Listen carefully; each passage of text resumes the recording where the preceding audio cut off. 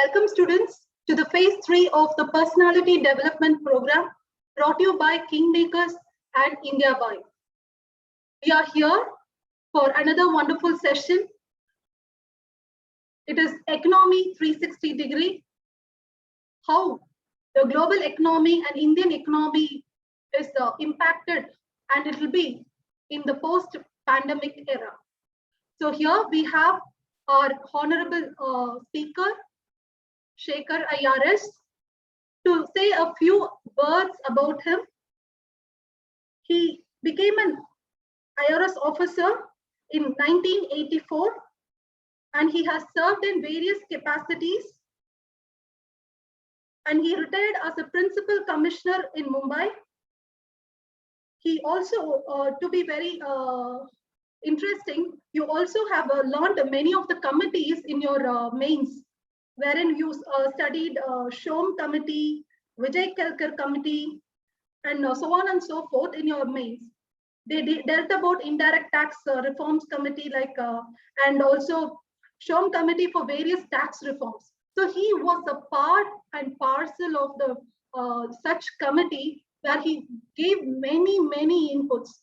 He was consulted by various international and national fora for economic inputs, and his wide knowledge and his breadth of information will be very useful for the aspirants who are participating in this particular program that we have scheduled. Without any delay, I welcome our honorable guest, Sekar IRS. I'm very honored to also welcome our CMD, Mr. Bhuminathan sir, as well as Ashutosh Gupta, who's famously called India Buy. Hello, are you able to hear? Yes, sir. Sorry, sir. Yes. Okay, sorry. Okay, sir. Sekar IRS is here for you to gather a lot of information, make your note and pen ready within your hands. Okay. Thank you, sir, for being on time, and sir, it is wonderful. Your punctuality goes a lot of learning for the aspirants here, sir. Thank you very much. Can you start? Can you start? Yes, sir, we can start, sir. Yeah. Thank you very much to all the participants. My special welcome to. Are you able to hear now? Yes, sir. Yes, sir. Sure. My special welcome to all brave hearts who are ready to take the bulls by its horn. The purpose of this session is focused mainly on your personality test. So the fact that you're all appearing for the personality test, the underlying assumption is you are well informed. There is nothing more as far as information is concerned you need to know. But what is important is the objective of any personality test is how you are able to present your viewpoints. From there, the members would like to assess what type of person you are. Now, the basic thing is, what is the type of persons with the civil service expects? Civil service, as all of you know, it is not a very specialized service. It's a general service. Wherever you are, you will go and learn. So what is important for any of the civil service aspirant is, you are able to quickly understand the issues with clarity and come out with solutions, with a clear-cut solution. There should not be any confusions. And within the available resources, whatever resources you have, that's all in your hand. And you have to respond with that. This is a basic personality trait which is expected from any civil servant. The objective of the board is to assess these traits from the way you reply, you respond to a particular questions. So the information is not very important, but your perspective, your understanding, your clarity, your confidence, and the way you tackle the questions. Okay, and we'll really dwell upon about the nature of questions, how we will respond, what should be our strategy. So let us come to our topics first. You know, we are all living in a very extraordinary time, and Extraordinary time always requires extraordinary responses. This pandemic and the way the last 1.5 years or nearly 2 years has been happening, and none of us could have ever imagined this kind of things will be around us. Okay. And the pandemic is not new to the humanity.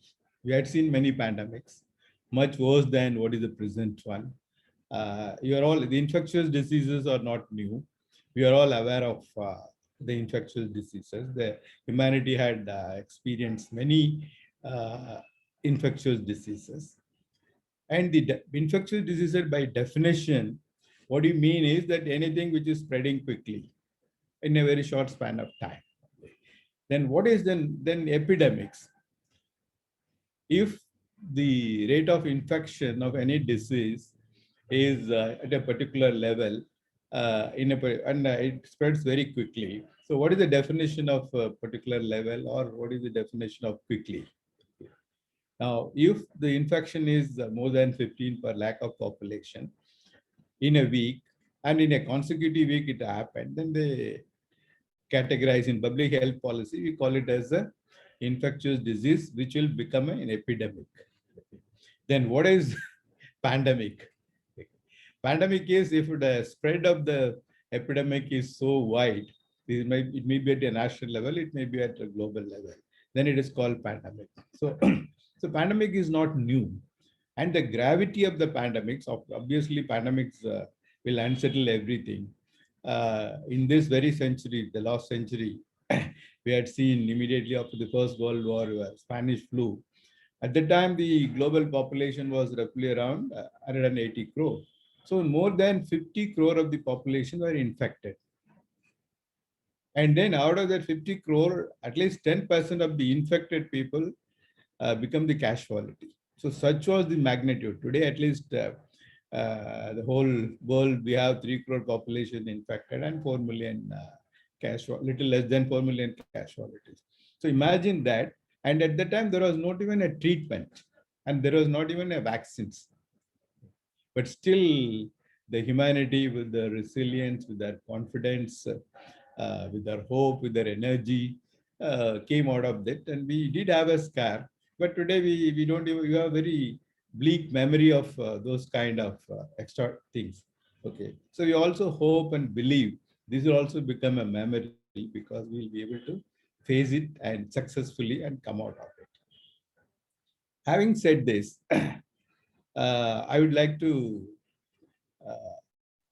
say the economic slowdown. See, anywhere pandemic happened, the solutions we have is what was followed even in 1918 only. We also follow today also, because immediately when a pandemic came, we don't have any idea about the disease. We don't have any idea about the treatment. So we have to simply manage it. That's what initially we have done it. So this also immediately, even last time and this time also, we have closed down every economic activities, closed our borders. There is no mobility, self-quarantine. Okay. So the whole economic activities, you cannot move from one country to another, then one state to another, then within the state, then not even from outside your home. Such is the response. So if the whole economy came to a standstill, what will happen? Because today the world is completely different from what was the world few centuries back. So everything is interlinked today. So there is a massive impact on every walks of life, not only economics, social, political, and even psychological. So there is a long list of impact which has been studied. Every expert is on the job. And we are yet to understand the pandemics in a full thing. Now, we will confine our understanding about the economic implication of this pandemic. The numbers, the statistics I share with you, don't bother about that. These are only to make you to appreciate the magnitude and the dimension of the whole issues. What is important is to have a perspective on the economic thing, because there are tools available, because how the globe is going to respond how India is going to respond, how international monetary institutions, whether it is IMF or World Bank or European Union, how they are going to respond, how it is going to affect us, and how you will have to calibrate our responses. These are all crucial things which will have some idea, because that is what the purpose of sharing this information with you. And my expertise, as I was introduced, uh, mostly on taxation, tax policies. But I fortunately happened to work in the union budget for around the 15 budget, and closely associated with this Kelkar committee, SOM committee. Then I closely worked with Dr. Montek Singh Ahluwalia, Govind Rao, and all financial experts. So I developed some interest on the area of finance and mostly public finance. So I want to share those ideas with you. That's the limited objective. So I don't claim I'm an expert on economics, but uh, I am the, you can say, close observer of anything relating to public finance. Now we say this pandemic impacted the economics in a global economics. Now, we all know that there's somewhere in November 2019 or December, it was reported in China, this COVID virus. In January, WHO announced this is of a great health concern. And in February, the virus was named as SARS-CoV-2. That is, SARS means really acute respiratory syndrome, coronavirus 2, and the disease was named as COVID-19. And in January, World Health Organization said it is a great health concern, emergency health concern. And in March 11th, exactly, the WHO says it is a pandemic. So that means it is a great global health concern. Okay. So from that time onwards, there are hardly any countries not affected. Even today, more than 200 countries have been affected. And uh, first wave, mostly developed countries. And in second wave, even a lot of developing countries are also been acutely affected. And the worst affected countries till today are United States, Brazil, and India. So we are one of the worst three affected, majorly affected countries about this. Obviously, the economic impact on India must be much more severe compared with other countries. Now, the why should we know about the global impact? Because the fundamentally how much the economy is linked with the global economy. So that is the measure of what is happening outside the world is going to influence you. In fact, you all know our best growth rate was from 2004 to 2008. And that was the best period for the whole world also. So we had been growing at a phenomenal level and a historic growth rate during that period. Uh, then at that time, our trade to GDP ratio was more than 55%, which is what is trade to GDP ratio? Trade, the total of import and export, international trade. And our GDP, the percentage of our trade, international trade to the GDP, it is an indicative of our trade, that is our dependence or of our economy to the global economy. So it went up to more than 50%. In fact, which is one of the more open economy at that time. As you're aware, 91 onwards when we started liberalizing and increasingly integrated with the Indian economy, with the global economy, our import and export had gone up. And consistently, we had also been reduced our trade barriers by reducing the customs duty progressively. Today, the effective rate of basic custom duty is hardly around 6.5 or 6.6%. So the custom duty is a trade barrier, in fact. Okay. So we have been reducing and we are part of WTO. So our relation, our linkage with the global trade, global economy was very much there. Okay, our major import are basically raw materials, intermediates, and capital goods, and major exports, of course, again, these consumer goods, jewelries, gems and jewelries, and so on and so forth. And we do export petroleum also in a significant way. So that is why we are concerned about what is happening outside the world, because that is going to greatly influence us. Now, the uncertainty, because in last year, that is 90, that is 19, this 20, last year, when the COVID-19 started, in a first wave started, the global, our Q1 GDP growth was -7%. And if you take in the second quarter, it went to -23%. So because by the time the second wave also came, and when it went in the third quarter, it was only 0.5%. It was limping, because I will tell you the reason why it was slightly better. And then in fourth quarter, hardly 1.6%. So the total GDP growth during 2021 of India was -7.7%. When you look at the global level, global GDP growth, initially they thought, everyone estimated, the fall in global GDP during 20 could be estimated to be initially only -2.5%. But at the end, it was more and more and then more. Finally, it reached around -5.6%.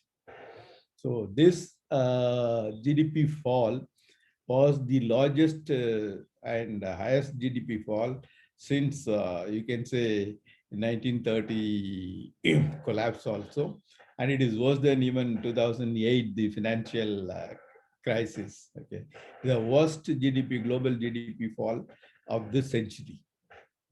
So such is the magnitude of the impact of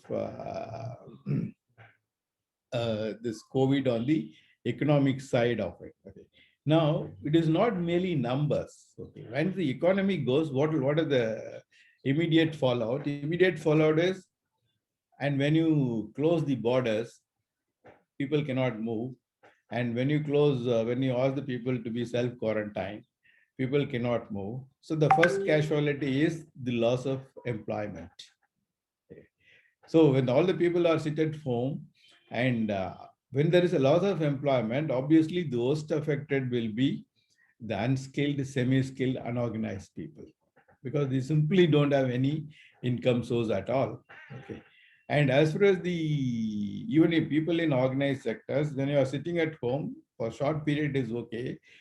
For a year, no one is going to pay the salary full. Somebody pays 50%, somebody pays 20%, somebody says you wait, if things are okay, we will pay. So a lot of people are furloughed. And the advanced developed countries, at least they have the financial resources to understand we cannot allow this to happen. So in fact, if you see UK and Canada, they subsidize 80% of their salary of all these people. And even in US, initially they give 60%. And if you have a family with children and all, they have 67% of the salary. But in a country like India, we are not able to do that. We don't have that kind of resources. Okay.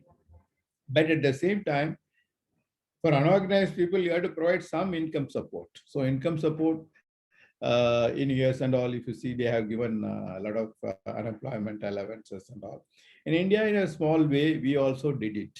Okay, income support, every economist suggested it is very imperative for you to do income support. So that income support, we also did it, but to some extent. Now, I will read out some of the figures. So the basic thing is the loss of economic activities means the immediate fallout is loss of employment. Once there is loss of employment, if you don't have the salary, you don't have the purchasing power, then it is a demand. There is a weak demand. So fall in demand. If there is fall in demand, what will happen? There is a supply chain disruption also. So the supply side also affected. So you cannot produce also. One is there is no laborer and there is no movement of raw material imports or anything. So as a result, there will be production also affected. So there is a supply constraint, there is a demand constraint. Okay. Then the country is trying to support. So they'll have to only naturally go and borrow. So there is a high increase in national debt. Okay. And businesses are failure because they don't have the income and they don't have the market. They are not able to produce. So they will have to service the debt and all. So, and there is more insolvency. So it's a cyclical thing resulting into then it results into political conflict or dispute also. Okay. And this situation, in fact, the estimate shows the economy will come back to 19 level only by 2024. Okay. So the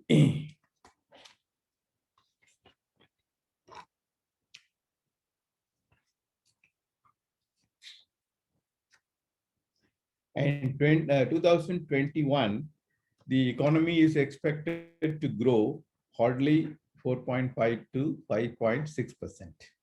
So this is the global thing. But imagine this growth is on a very low base of the previous year. So it's actually no growth in the sense previous year there is a fall of almost equal proportions. So if it is grows 5.5%, even assuming 5%, previous year there's a fall of 5.6%.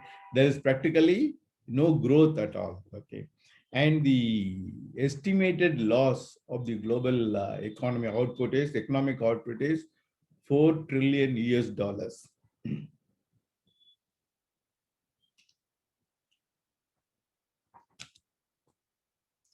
And last year, 2020, even US economy declined minus 3.4%.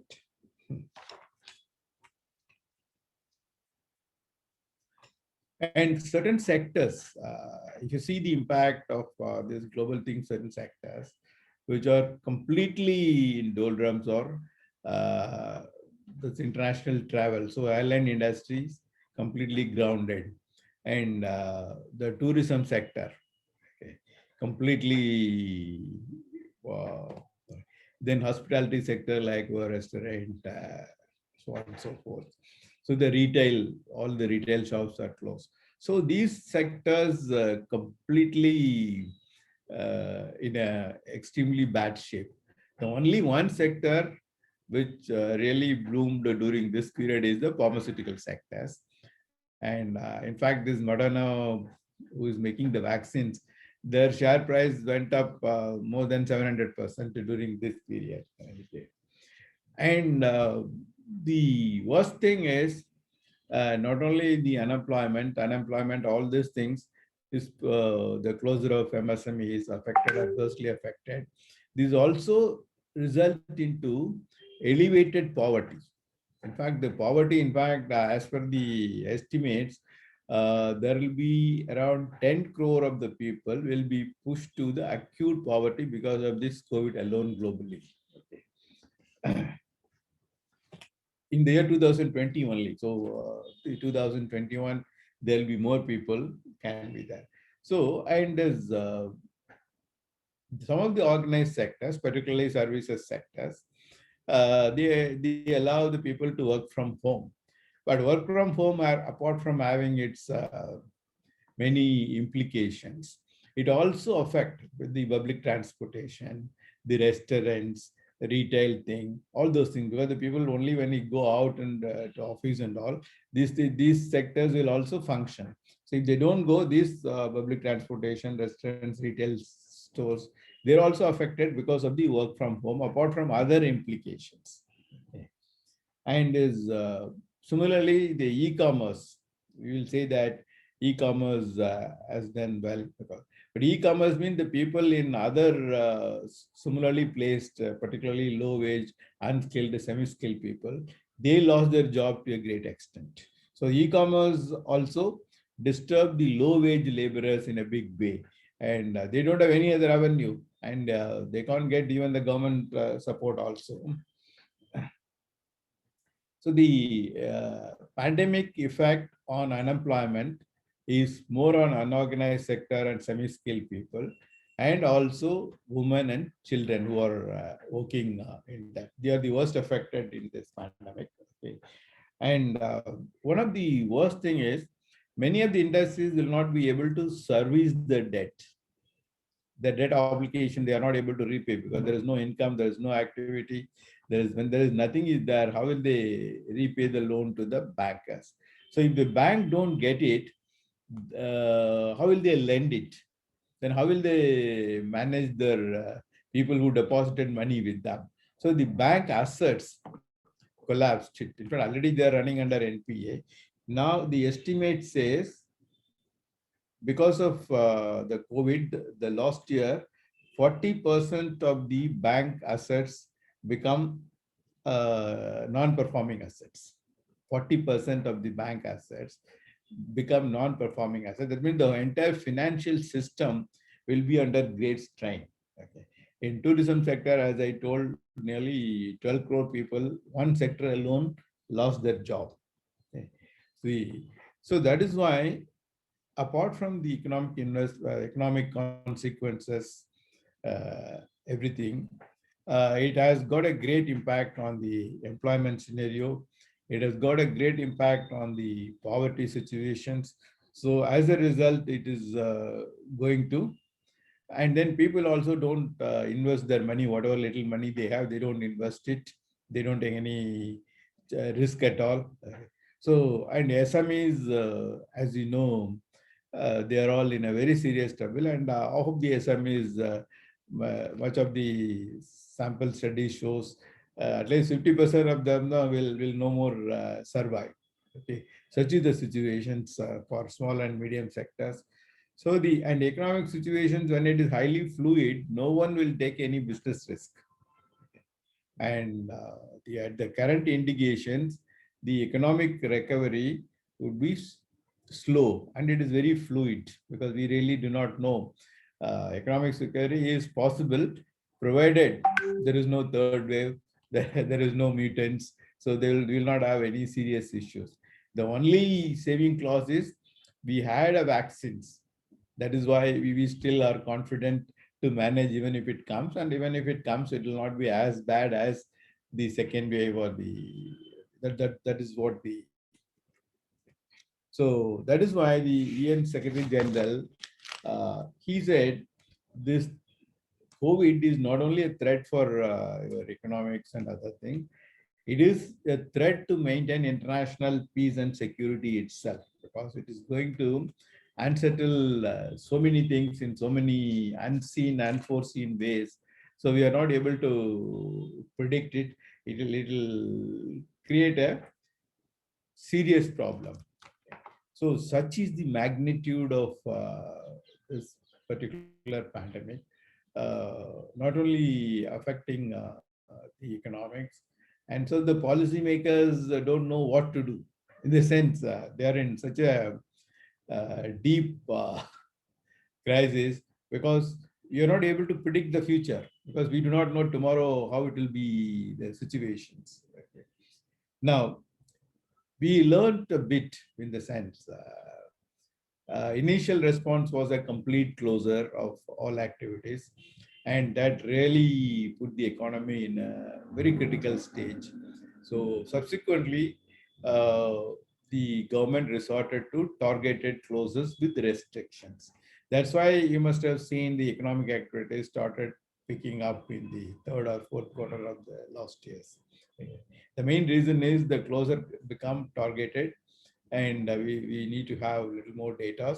And then instead of a complete closures, we went with the closure with restriction, because multiple level of restrictions in Bombay, level 1, level 2, level 3, even in level 3, level 4, level 5, up to 5 level restrictions will be varying. In Tamil Nadu, it is level 1, level 2, level 3. So restricted, targeted closures happened after the second wave because we learned from experience. So that's why the economic implication, because we were confident. And by the time, by the end of this year, beginning of this year, we also had these vaccinations. And some of the countries could be like US and Israel, New Zealand, Australia. They could be able to successfully vaccinate a large number of the population also. So we have little confidence that the economy will be limping back. But how far, how soon, how much, it depends a lot on so many multiple variables and multiple assumptions.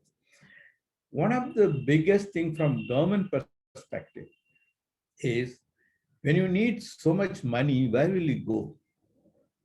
Because on one side, your expenditure is ballooning, and another side, your revenue is also going down because there is no economic activity. Because as far as India is concerned, the tax revenue last year dropped by -3%. Okay, and our debt has increased 58% from 50% to 58% of our GDP. So on the other one hand, the debt has been increasing and the revenue has been coming down. So the problem of the sovereign default in many countries are also looming. But in India also, it is a major challenge. In fact, global debt to GDP ratio is 320%. Okay. And out of that, 30% of the debt are by the emerging markets like India and all. And the out of the total debt, the government, that sovereign debt is around 27% of the total debt. And NBFCs have got 29%, and financial institutions got 24%, and households have got 19%. This is a breakup. Okay. Now, 27% of the debt is global, but now that percentage will go up because the government has to heavily borrow to meet out the expenditures. So, and this sovereign debt default, well, how much, who will give the money to many developing countries? Because they're already in a very weak position unless the international financial institution comes to the rescue, like IMF, World Bank. There is a distinct possibility of a sovereign debt default, or they have to restructure the sovereign debt itself. Okay. Now, the worst thing is because of this, on one side, the government debt is going up, and another side, there is a heavy default from the business because there is no business at all. So the financial institution itself will come to a collapse because if they don't get money, there is no, and if there is a cash flow, if there is no cash flow, then business cannot run. And if the money is not coming, is not circulating, then the financial system cannot sustain it. Okay. That is why it is the immediate need of the government to take measures to sustain the financial system and to ensure that cash flow, credit flow to the businesses. Okay, we cannot use our conventional wisdom of are you credit worthy or not. All those things cannot be taken into account because then the business cannot survive. Unless the business survive, where is the economy? And so there are very complex issues of protecting the financial system and also ensuring that the businesses also survives. Okay. This is a challenge before because many of the financial institutions will have a huge solvency problem if you apply the conventional wisdom of the solvency of any financial institutions. Okay. So the sovereign default, debt default is another thing. Now, if you see the savings, now initially people, when there is a lockdown, people don't have too much revenue to spend their money. Okay. And if they can't spend their money, then obviously their savings will go up. This is for the initial period we noticed it. There is a household savings which has gone up slightly. But after that, since they don't have any income, they have to utilize their savings only to survive. So again, it has declined. Okay, so financial savings of the households also declined to a very great extent. Now, the other very serious issues about the impact on the educational thing, because this online education is not a substitute for your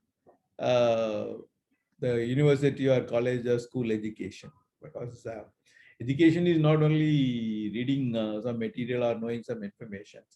By going to the school, interacting with your friends, your students, interacting with the teachers, there are so much things to learn, and there are so much things for the teachers to teach on a face-to-face thing. Okay, all those things are missing, and we will have to really send the people after the end of the academic year without an examination, because you can't conduct the examination.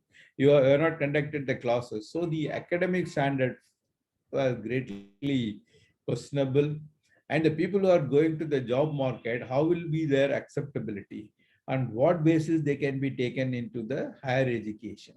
There are a lot of challenges impacting on account of this COVID on the educational thing. So the people who are coming the last year who finished their, let us say, the school or the colleges, they will have a serious issue, because if you look at in Tamil Nadu, the 10th pass, they give you certificate only, you are passed. No mark is given. Because if you want to have a mark, we will conduct exam at some convenient time when the pandemic is under control. At that time, you want to write an examination. But otherwise, I will give you only pass. Okay. So and they cannot conduct the examination now to take you for a higher education's something, because till the situation become normal. So there is a serious issue on the educational sector, and the psychology of the students. Uh, so they also enter in the labor market, because the people won't pick you up based on your result, because you are not appeared for any exam. You are not practically studied for 1 year.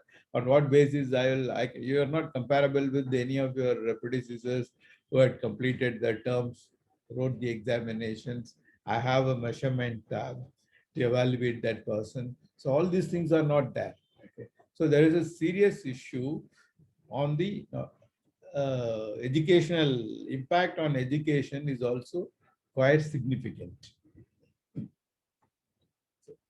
Now, the question is, okay, this is the situations. Now, what could be the tools available in the government to respond to the situation? The government has to respond. Obviously, the first thing which comes into the picture is our monetary policy. Right? Now, the financial system has to be protected. Then the cash flow has to be ensured. So the business has to be supported. Maybe individual businesses or a particular category of businesses, or businesses in general are to be supported using monetary tools. But there is a limitation for monetary tools. Suppose if you lower the interest rate, okay, what will happen? Up to some point it is okay, but the system should be in a position to absorb this money and then invest it and then work on it. So if they are not able to work on it, suppose if I lower the interest rate, one of the consequences of lowering the interest is, if there is a money in my hand, which I can't invest it. So normally what we'll do, if very cheap money is available, people's tendency is to invest in stock market. Now we must have seen that the whole economy is not functioning. Still the stock market is zooming, not only in India. And then see the major, because there is no, all investment avenues are closed. So this is more speculative in nature. So, and this is like a bubble, it may burst at any time.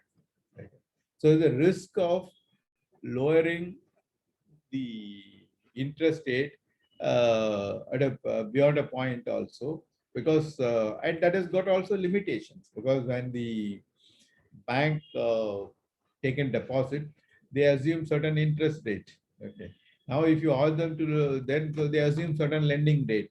Now, if you ask them to lend below that rate, it is not possible for them unless the government subsidize them. So otherwise, they will end up in a loss only.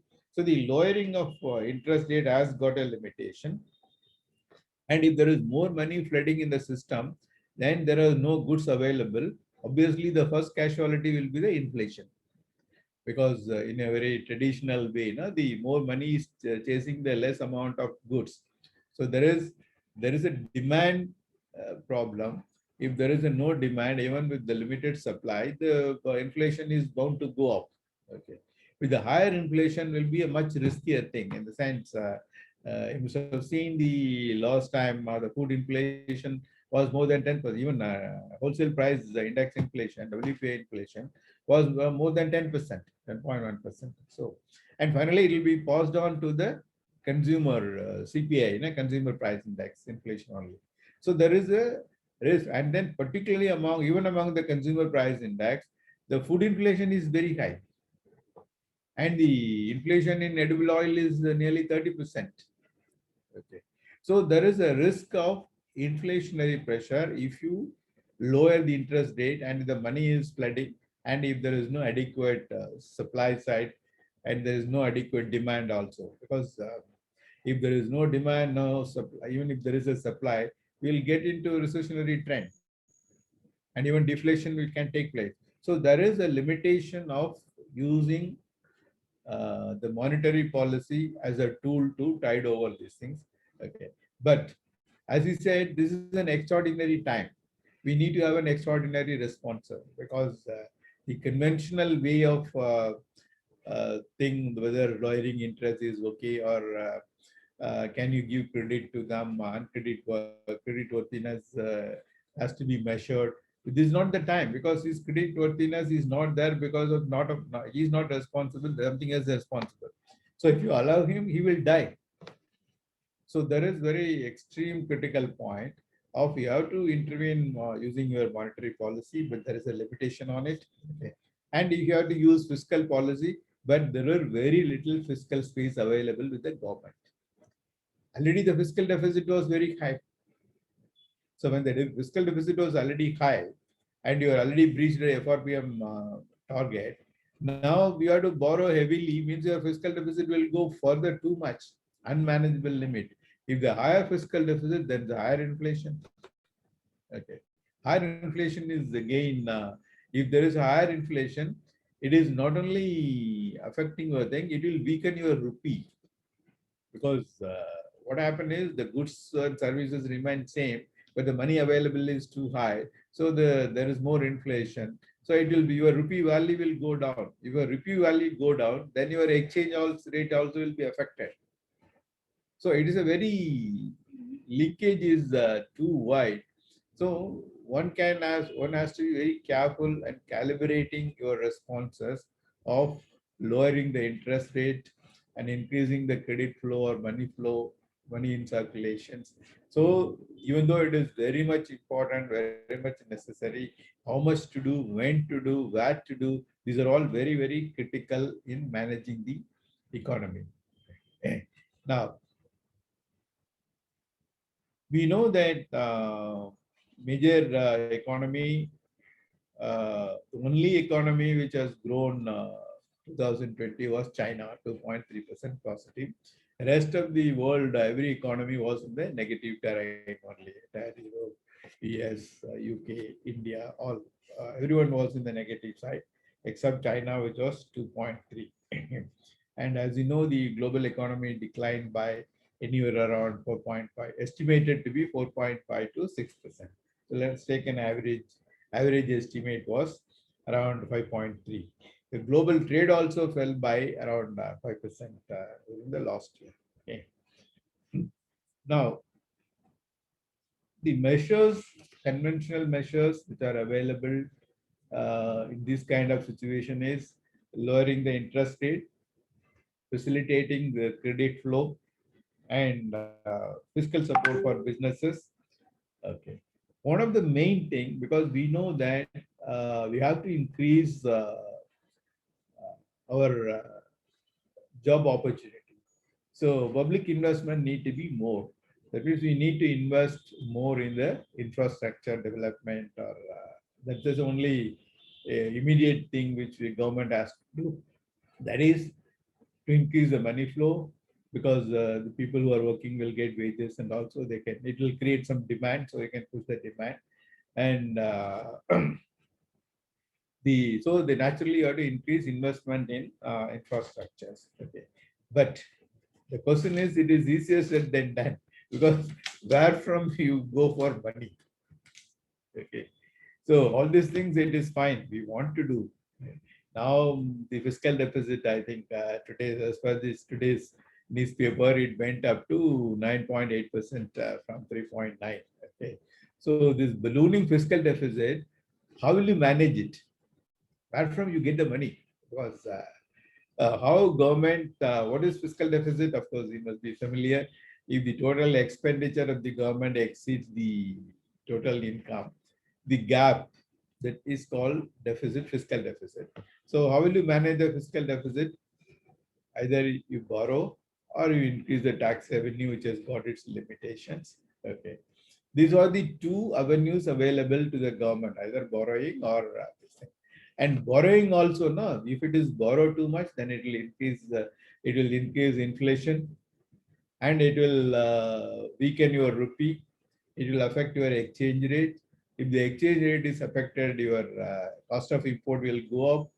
Okay, and your so all these problems have to be managed in a very judicious and careful way. Okay. So that is what uh, the policy making is all about, managing multiple conflicting interests so that everything is under control. So the debt will not go out of control, inflation will not go out of control, exchange rate will not go out of control. All these things are very critical as an integral part of the management, because and in the current scenario, we all know the recovery, we all hope because of the vaccinations, the recovery will take place, even though it is slowly and gradually, and it will not be uniform, it will vary. But to great extent, what is important is how do you manage our own internal thing, and how do you respond to external situations. These are very critical, because and that is what it is all about, the financial management. Uh, in this context, I would like to briefly talk about the monetization of fiscal deficit, which is talked about everywhere. In some of the economists pointed out we should do for monetization of fiscal deficit. In some of the past Reserve Bank governors also mentioned to some extent we should not hesitate to monetize fiscal deficit. So what is this monetization of fiscal deficit? Because this is an occasion we need to know. Uh, Even though many people suggested monetization of fiscal deficit, why no country in the world has done it so far? That's a critical question we need to really answer. We know there's financing the budget deficit is the first thing, and how to finance a budget deficit. One is obviously borrowing. Okay. How government borrows? Government issues securities, and then at a at certain interest rate, and it is purchased by the banks. Okay. From banks, RBI purchases these items. Till 1997, okay, you all know this FRBM Act came somewhere in 93 onwards. You're talking about this FRBM Act, that is Fiscal Responsibility and Budget Management Act. So there at that time is that we should have a fiscal discipline. Okay. Now, if you automatically till 97, the RBI automatically monetize your fiscal deficit by issuing the ad hoc treasury bills. But then we said this cannot continue forever, because once you monetize it, then obviously inflation will go. So we should have a discipline, financial discipline, fiscal discipline is needed. So from 97 onwards, we have done away with the automatic monetization of the fiscal deficit. In India, at least, we have done away with that. Okay. Now, then what is the alternative? That you issue like or any other securities or bonds, and at a particular rate, the RBI will not buy from the government directly. They'll buy from the banks. Like the primary market banks will buy, and then because we stopped RBI to directly buying from the government. Okay. So that means if the government borrows money, then the consequence is you have to also pay interest like anybody else. Yeah. So that is why you have a fiscal discipline. So you cannot automatically monetize the fiscal deficit.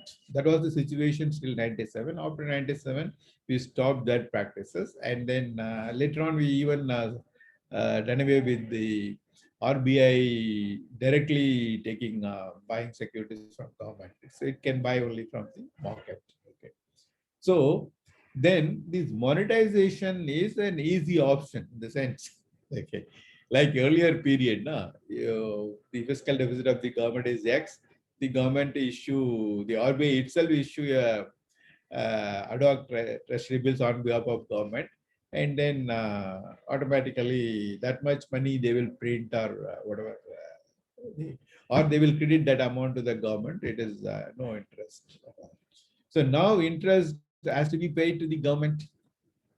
So if you monetize it, now how to monetize it then the monetize it, that means you can credit to my government, don't ask the money, don't ask the interest. That is what monetization means. Okay. So the question is, the consequences are, one is it will not be shown as a debt to the government, but at the same time it has to reflect in RBI's reserves and balance sheet. But unfortunately, RBI also has to pay interest for the reserves, because the bank, the bank deposits the money with the RBI. You must be aware of a repo rate and reverse repo rate. Okay, the banks are lending, the RBI is lending money to the bank, and the banks are also depositing the reserves in the RBI, whether it is a cash reserve or SD stated liquidity ratio, anything they are also depositing. So the RBI, whatever reserves they are keeping, they also have to pay interest to the banks. Okay. So if they credit that amount to the government and show their books of accounts, that much money RBI will end up in paying the interest. Okay. So there is a difficulty in the current system of monitoring unless you take a call. No, we'll have to find some mechanism to monetize it. Whether we will issue interest-free bonds, or somebody even suggested, the government can issue interest-free bonds, and the RBI can go and then write it off also, write off the amount. But they can write off the amount, but still it will remain in the books of accounts. But the major problem in monetizing any fiscal deficit is the conventional wisdom says it will lead to fiscal indiscipline. So, and then it will also lead to inflation. So to what extent it has to be monetized? Even assuming it has to be monetized, to what extent it has to be monetized? So that the inflation will not be a major issue. And if it is inflation, see, inflation is not a simple thing. What is inflation? Assuming 10% is an inflation. Suppose I buy a goods for 100 rupees today. If it is 10, then I have to pay 110 rupees for the same goods. Okay. Today, suppose I sell the goods to you on credit for 100 rupees. Okay. You have to pay 100 rupees to me. I say I will give you a 60 days credit to you. But 60 days, this 100 rupees is equivalent to 110. So you should have given me 110 rupees. But you will give only 100. So that means the real value of my thing has automatically gets reduced it. So it has, but that is your liability gets reduced because of inflation. Okay. So this and then this obviously inflation will reduce the value of money. So if money is weakened, then how will you sustain your foreign exchange? Also will have to automatically get adjusted. So when the weak rupee is there, obviously you cannot maintain the foreign exchange rate unless you artificially maintain it. Okay. So there are very multiple implications on monetization of the fiscal deficit. Okay. But then the question is, you will have to take a view, because you cannot keep it as a debt and service it also, because it not only increases your fiscal deficit, but it will also lead to, we can say, servicing of the debt will be a huge problem. When you service all your income on a debt servicing, what will you do it? So you don't have any money to for your other activities. So it's a very complex issue. The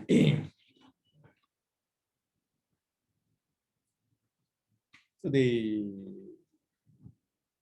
and so far none of the country has done it, but we'll have to take a very, you can say, considered view, taking into account all these implications of monetization of the thing. And then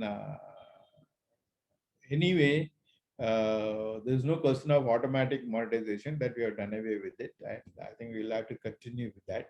Okay. So this issue is not simply printing money. That is, X amount is there, I'll print the money and then without any liability to the government. That's not monetization. Monetization is a very serious issue. It has got because many of us generally think monetizing means RBI will print the note and that's the end of the story. It is not so simple or so easy. It's a very complex phenomenon. That is why we have consciously decided not to do automatic monetization. And then that is why, in fact, it has been done in some countries, some African countries. In fact, Uganda and all, the inflation went to even 800%. And Mexico had a very bad experience of monetizing the deficit. So there are monetization should be the last resort. And even then, to what extent is a decision which is a very calibrated decision which has to be taken into account after all these factors.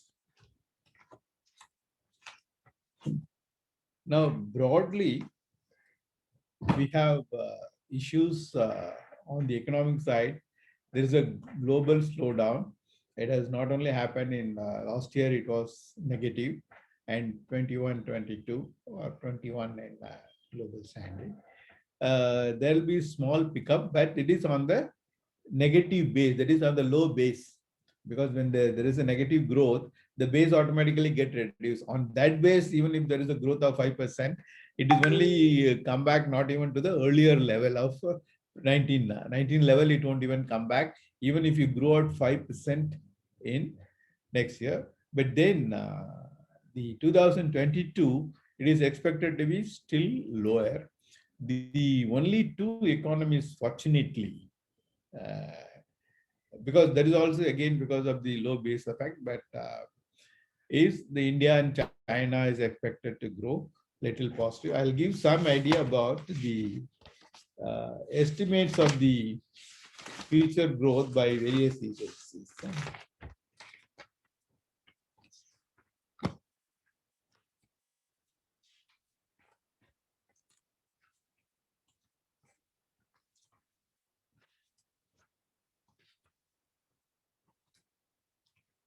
The forecast for this OECD countries said is world GDP growth during 2020 was minus 3.5%. That is by OECD's estimate. And India was minus 7.7%. That is the official figure also. 2021, it was plus 5.8 world, and the India is expected to be 9.9. Okay. Now, S&P is Moody's also, all estimates now say it is less than 10 only. So this could be broadly the situation. 2022, it is 4.4 volt and India is 8.2. It means it is less than the previous year's thing. So IMF also has got a closely this number. World Bank has got a number for the world, but not for India. That is for 2020 minus 4.3% and 2021 40%. Okay. Now, both OECD, IMF, and World Bank indicated positive growth for China. That is 2.3 last year.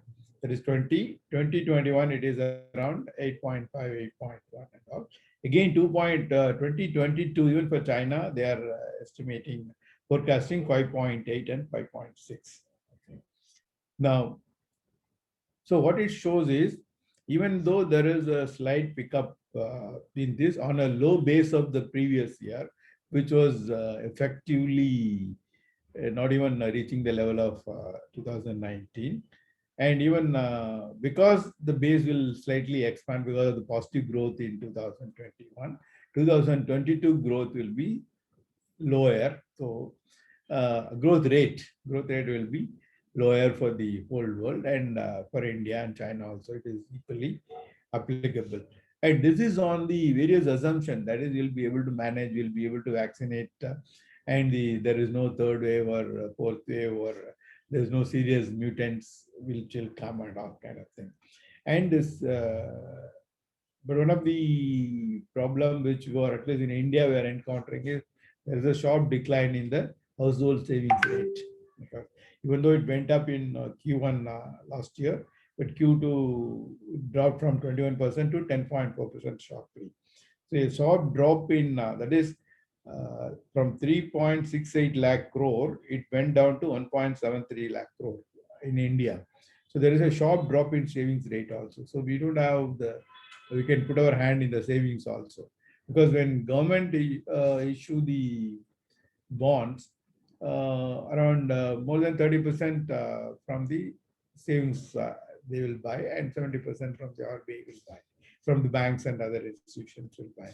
So there are growth prospects are, and that is why the whole global estimate is we may be back to 19 level only after 2024, the global trade. So, and in between, so many ifs and buts are there.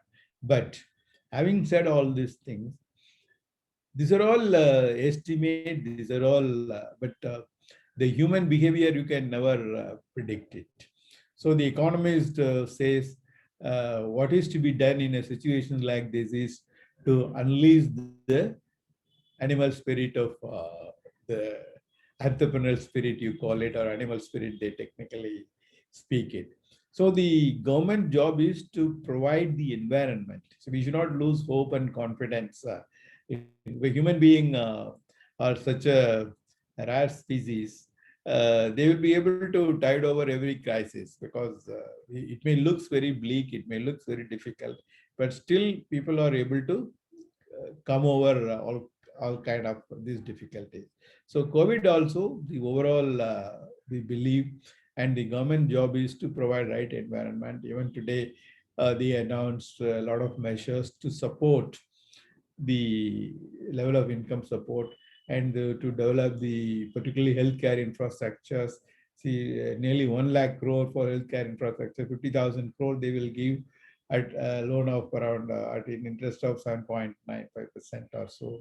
So developing healthcare infrastructures, and then the business focus to support individual businesses or the category of class of businesses. Okay, with these things and with the individuals' grit, we will be able to tide over this crisis and come out successfully. But then the only thing which are of concern to us is a lot of people are permanently pushed into acute poverty. The global estimate says more than nearly 12 crore people could be pushed into severe poverty level.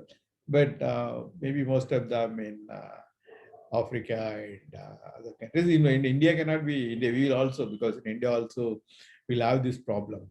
So the acute poverty means it will have a lot of social unrest and political turmoil. A lot of issues will be there.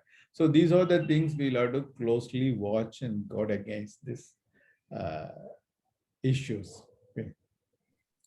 In sum and substance, this is a very unforeseen, extraordinary situations, and it impacted every aspects of life, be it economics, politics, or society, your physical health, your mental health. In fact, there is a medical science which goes now, it's a long COVID. That is, even after COVID, there are so many complications for so many people. So it has to be addressed And the social cost of loss of lives is loss of lives is a very permanent damage to the family, to the organizations, because if a pilot dies or if anyone dies for that matter, if a doctor dies, because so many doctors have died, because to produce a doctor is not easy. Yeah. So apart from the expenditure, the expertise he gained over a period of time, you have to wait for another 30 years to create some doctors with even 5 years experience. No? So it's a very challenging one. There is a huge economic loss, huge cost to the economy, and huge cost to the society. The family suffers. So these issues we need to look into with the empathy, because there is no mechanical way of responding to the situations. And the one of the outcome which many of the people says is the divide between rich and poor is going to become further more worsened because of this pandemic. And even this pandemic, the people who are worst affected will be on the lower rank, women, children, you can say semi-literate or unorganized people, unskilled people and all. So these are the people worst affected, and they will be pushed into permanent poverty. Suppose if a guy loses his job, he may not be able to educate the children. Yes, And sir.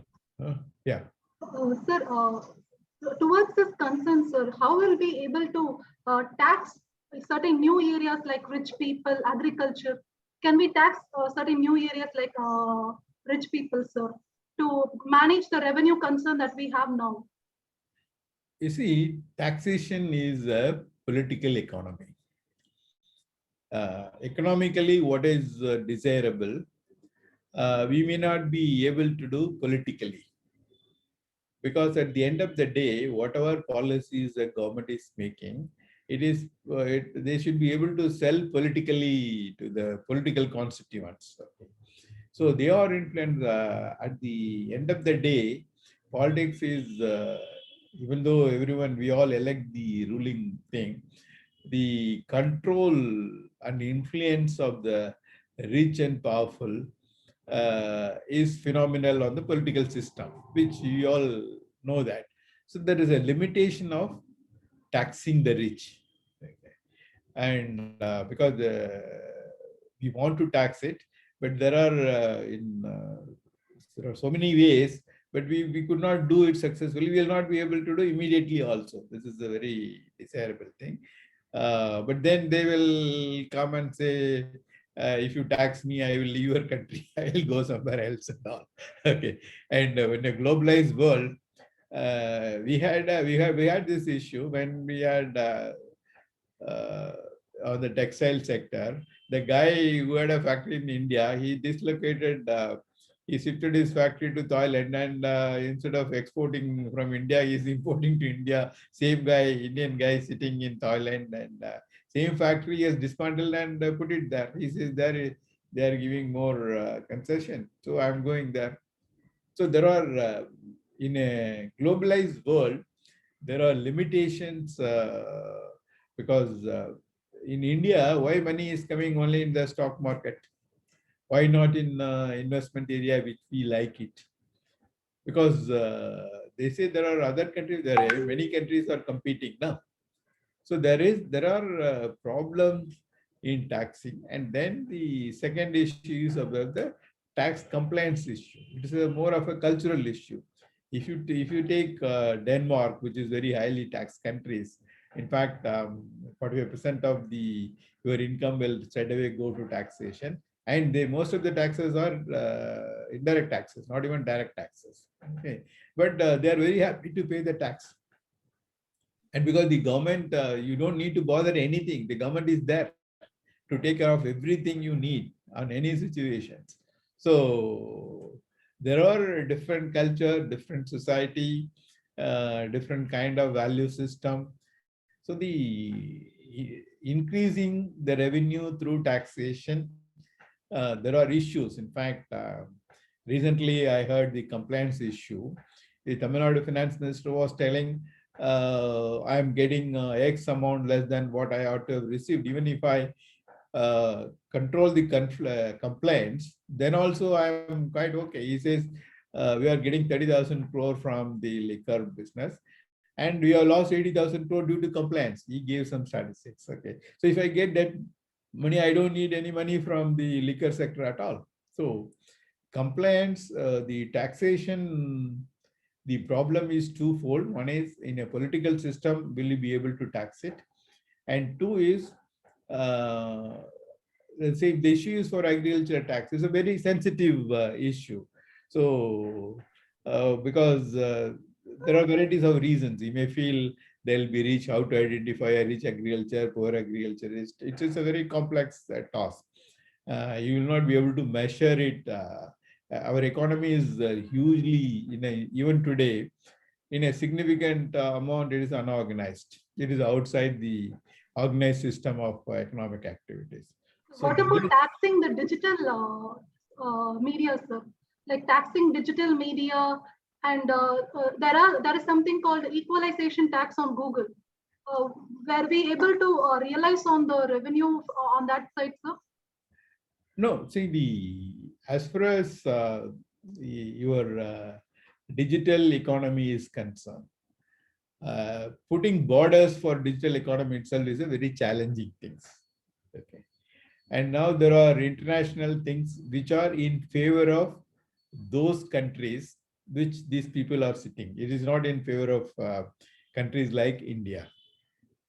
So if you go there, they will come out because if you tax Google or if you tax this thing, then the Americans' interest is affected. They will come and sit on your head. Okay. Even though we try, in fact, there are a lot of areas still we could be able to do it, and the government has been doing it. I think it may not be in a significant way for the very reason it is very difficult to identify geographies for these people. Because Google and all, suppose, I don't know where they are operating, and suppose your Ola guy is, software guy is sitting in some outside the country, how will I control that guy? So the taxing digital economy, we had, in fact, they say we are only aggregators, we are not sellers, or we are not buyers. That's what they argue. But still we put them whether you are, even if they're an intermediary, you'll have to take the responsibility. Something like that we are making it. Okay. Digital, suppose I give an advertisement for a product, let's say any X product. Okay. Whether it is viewed by Indian viewers or it is viewed by the viewers outside India, when they have a global reach, suppose they say, no, my product is globally sold under this brand name. Suppose the perfume is sold, and I give an advertisement, maybe in Indian media, but there is no bar. This cannot be seen by the guy outside India. So there are so many, and today also you must have seen what is the definition of intermediary. Even Bombay High Court recently said the definition of intermediary, you cannot put anybody as an intermediary. There are legal issues. There are because this whole thing is an evolving one. Like tomorrow, when you come with artificial intelligence and all, it will be still more. Say, for example, you take your credit card. Credit card, you have Visa or Master, everything. So, can you tell me where is this guy is existing? They're existing in no country. Having these difficulties, sir, should we have to also ban digital currency?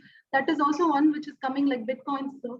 All these difficulties that we have, should we have to ban digital currency rather than going for adopting digital currency, which is a new technology? No, I am not able to respond because I don't have much idea about digital currency, honestly. But my limited understanding is whenever the economically speaking, when you create an asset, we say there should be what is an underlying thing. When you have a house, no, it has got a value.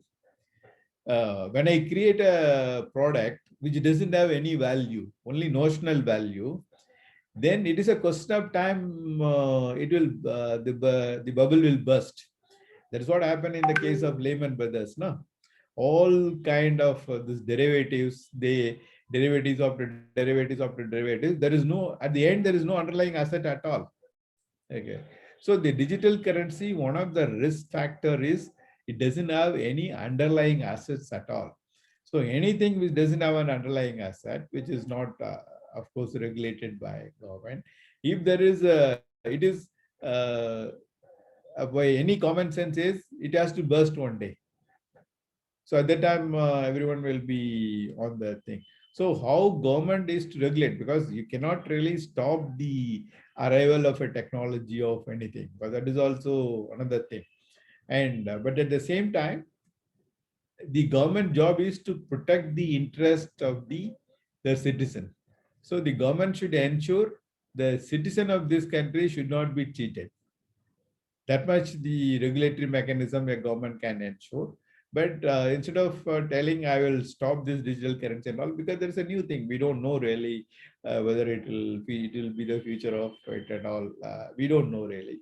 But at the same time, it is undoubtedly an asset. It is an instrument without any underlying asset. So it is a question of when it will burst. And at that time, the citizen should not be allowed to mend his own way. The government should step in to the extent nobody will be taken for a ride. If somebody is gambling it, okay, that is his own sweet pill. So we don't have an issue. If someone says I'm gambling, is what is your problem? Fair, fine enough, fair enough, no issue. But otherwise, he says, no, I genuinely believe this has got a value, this has got a thing and all. Then we have to protect it. So the government's role is to the extent the interest of our citizen is well protected. And if someone is doing knowing fully well, that is his own sweet will. That is called freedom, no? So but I really don't know much about this digital currency. Sir, about government being very cautious, sir. The government having been very cautious, why not they being cautious with the economic fugitives, sir? And how can we prevent such fugitives coming further? See, there are two, let us be honest about these things. One is we have created because my limited knowledge about the financial institutions and finance ministry, policymakers and all, no big fraud can happen without the collusion of everyone in the system. Okay. We have so many regulatory agencies, your National Stock Exchange, SEBI is there, RBI is there, internal auditor is there, external auditor is there, independent director is there. So many people are there. And so many investigating agencies are there. In spite of it, if something is happening means either the system and processes are not foolproof or very faulty, not even foolproof, it is very faulty, or the people are in collusion. So these two, and how will you address these issues? If people are in collusion, the very same people to whom we expect them to tackle these issues, if they are party to it, what can you do? So all this problem, because I personally handle this Vijay Malaya's issues, I know very well it is, he could have been very well, even the default itself could have been prevented, and he could have been very well handled. Okay, but the system is so porous or so divided, and he got everything. When he was an MP, everyone was vying to be seen with him, no? So yeah, so the problem is, as a society, are we honest enough to tackle these issues? Let's take these NPAs. Okay. Once I can understand, or if there is some genuine default, I can understand. How can it happen on a regular interval? There are, but then what is this? All these overseeing agencies or monitoring agencies are doing it. Then what is this chartered accountants or auditors are doing?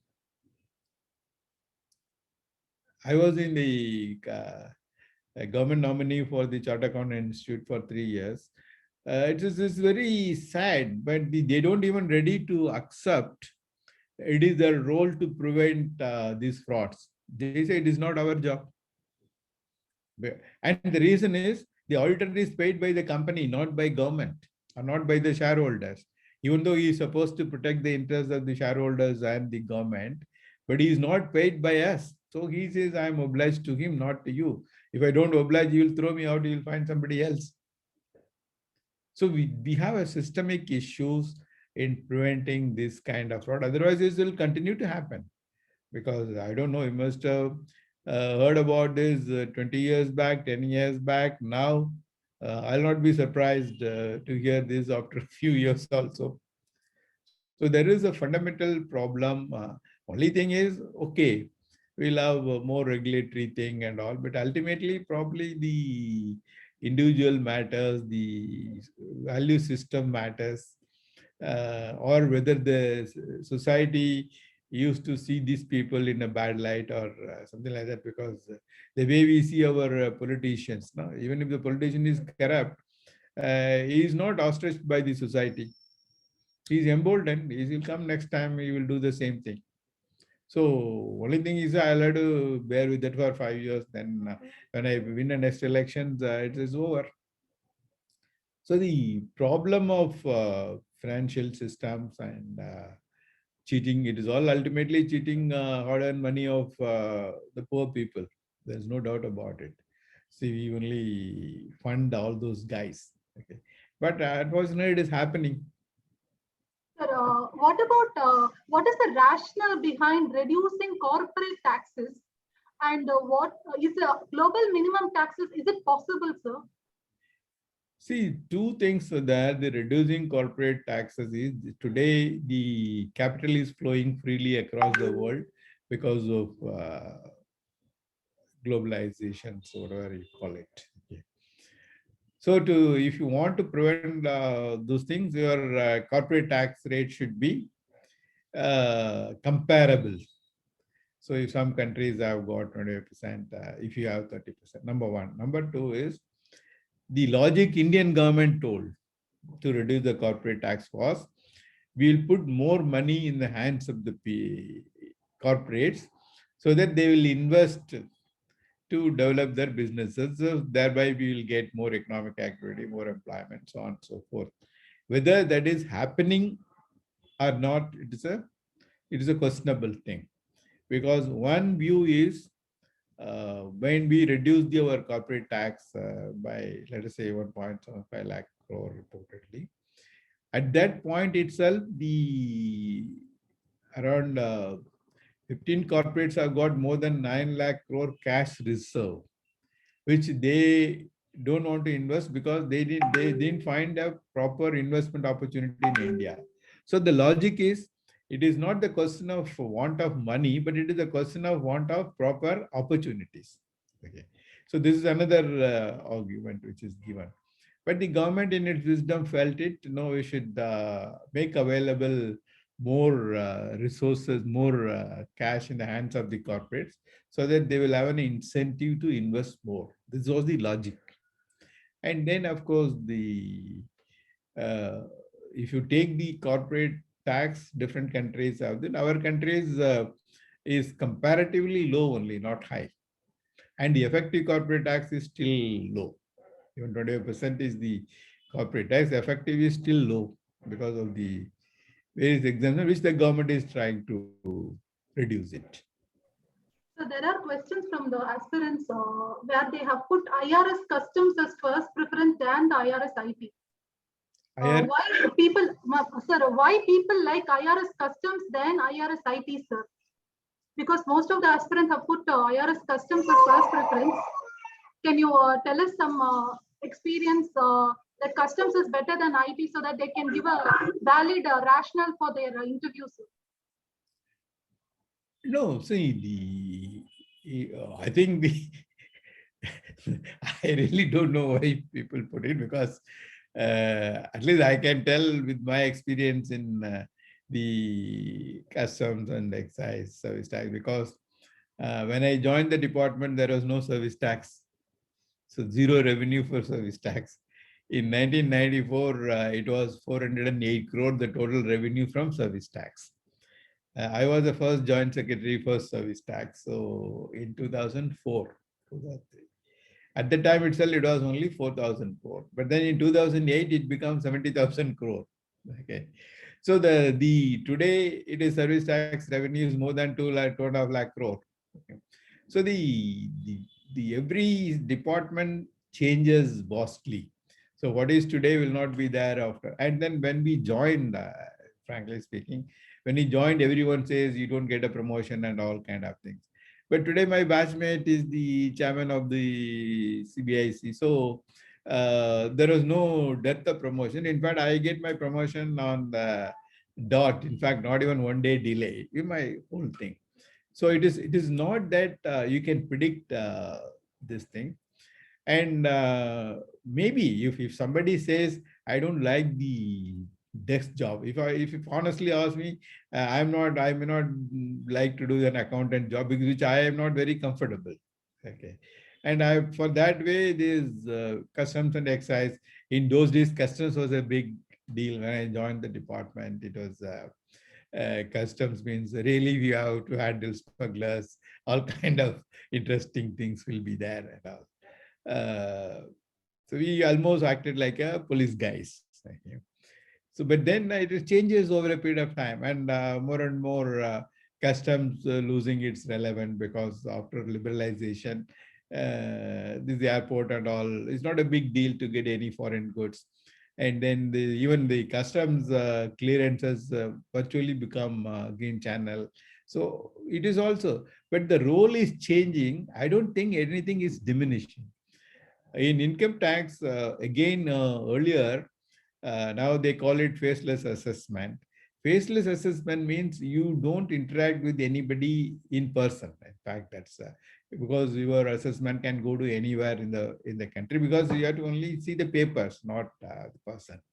But then probably maybe after some times that work will occur major importance, no? Because tomorrow the question is you are ultimately dealing corporates because they are now doing away with the junior small guys and they are focusing on the main guy.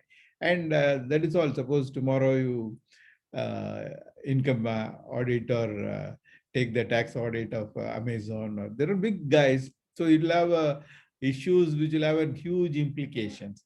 And you will have, so this is a changing thing. And many people today believe there is no perceived visible power and all for income tax compared with customs and all. Even in customs, in my view, over a period of time, this will also changes its role and it will become like any other civil service. And that will happen to all civil service, even for whether you are an IAS or everything. The nature of service will undergo a major change. So today, what it is that actually my first preference was audit and account service. I put it at that time. But then so one of my roommates says, no, don't put audit service, push custom service because he was in customs inspector earlier.